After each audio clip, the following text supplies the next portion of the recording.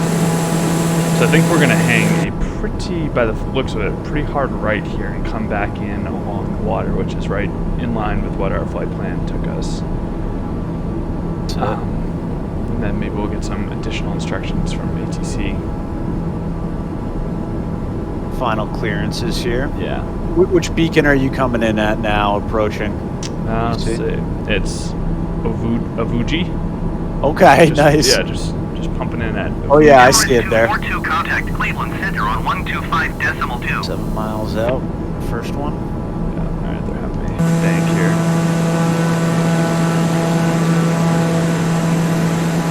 When do you think you're going to start configuring some things for the landing configuration?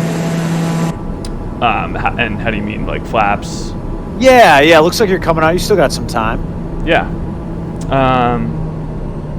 Actually, how much time in fact do I have? I feel like I'm coming in hot, coming in fast. What's the settings for flaps now? I know it says it right down. Yeah. Now you can even. I know it says takeoff settings, but even just coming in to slow down for your first set of them, you could go right to the middle for takeoff flap. There's really two sets on this plane. It's takeoff and landing. Okay. Two configurations there. Doppler 420. Toronto Island traffic Doppler 122420 9 miles southwest inbound ILS runway 8. So we see Toronto Pearson. Toronto Island traffic Doppler 122420 is on Yep, final and I'm runway seeing 8 you to making land. that final turn. Yep, just about to do that. Right. Right about here, and I've gone down. I'm around 120 knots, 110 knots, so I'm good to take it off autopilot, I think, here, and really get landing flaps going and get landing gear down. Yep. Final approach. Just get me all lined up. So it's right there, dead ahead of us. I don't know if y'all can see that, but some extra lights. So what we're going to do here is just sort of adjust the throttle a little bit. Autopilot off. We're going to hand fly this in. So let's turn Right flaps down. Landing gear. all the way down. Landing gear. And it's telling me right now that I accidentally put my flaps down before my landing gear. Don't want to do that. No. Yeah. See, we're learning. We're learning these things. Slowly. We're getting there. Yeah. And I am also getting off my approach line here. Not too bad. Looks like you're still coming in nice and easy. I see the downtown core now. Yeah.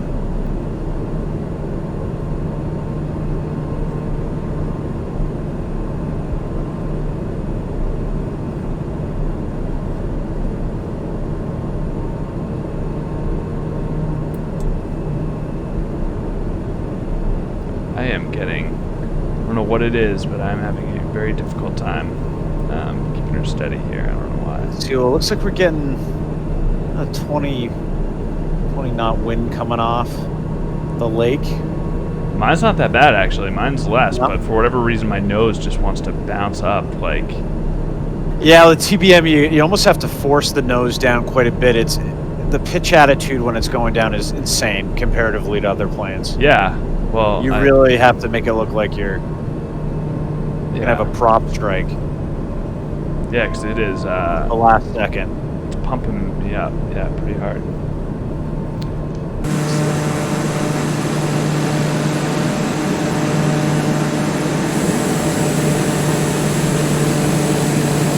Really hard. I don't know. Got no warnings, but for whatever reason, yeah, every couple of seconds, it really just jolts me in the air.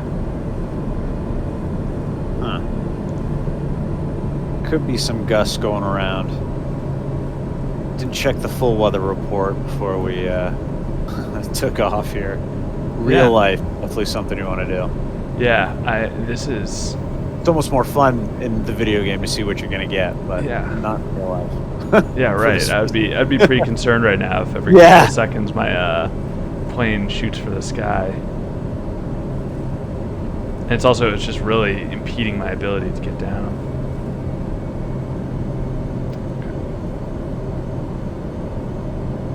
We're coming in nicely. Yeah, we got a good shot of the Toronto skyline.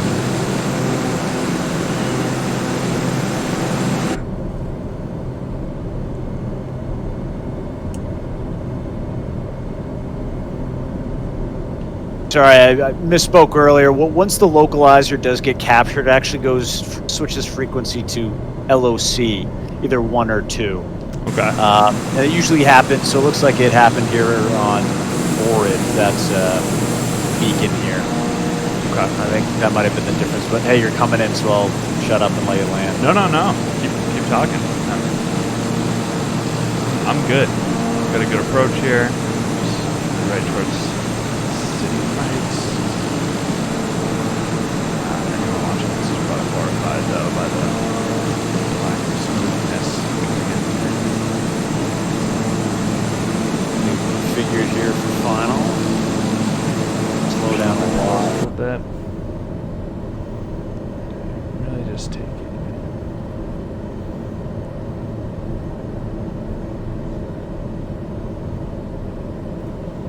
So I think things I want to learn from you during our next. Oh, we got a nice master caution as we come in here. That's something we want. Things I want to learn from you going forward is all about the glide slope, where to look on that sort of thing. Yeah. You know, how you know you're coming in at the right angle and everything. So.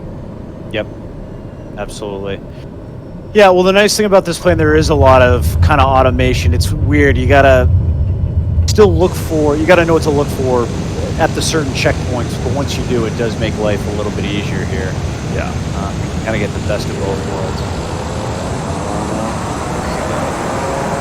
So you were on the ground, huh? I am on the ground. Yeah. They've been on the ground. All right, well, let's take 2 here. My turn to screw this thing up. So we're coming in about 50% power, losing the speed to about 100. Leading that off a bit.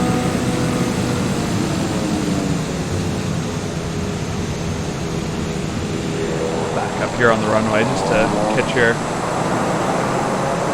approach. Yeah, we're about 2 miles out. Okay. Just trying to do this reverse turn. My pedals need to be fixed to the ground. It's always so difficult to try to reverse unless you're pushing it towards the wall.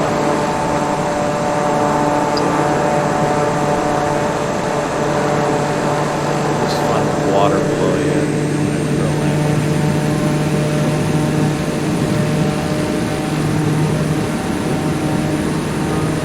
See you coming in. Goddamn engine here. Parking brake on.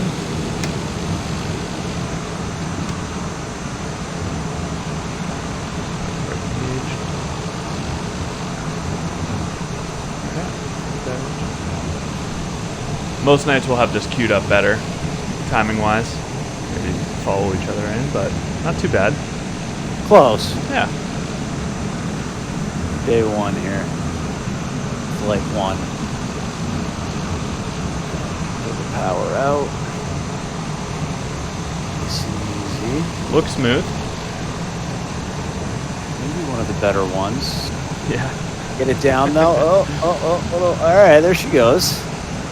Didn't get the center line great, but we're still working on that. Yeah. And we are down. And we are at a safe speed. All right. Flat to the taxi. Well, here we go. Made it. Toronto. Step 1. Yep. Toronto City Airport. So yeah, we'll pick it back up next episode. We'll figure out where we need to get to next. Again, I think we're gonna head up through Canada and try to bounce over across continents up in Alaska. So pick us up next time. That's it. Catch you guys later. Later.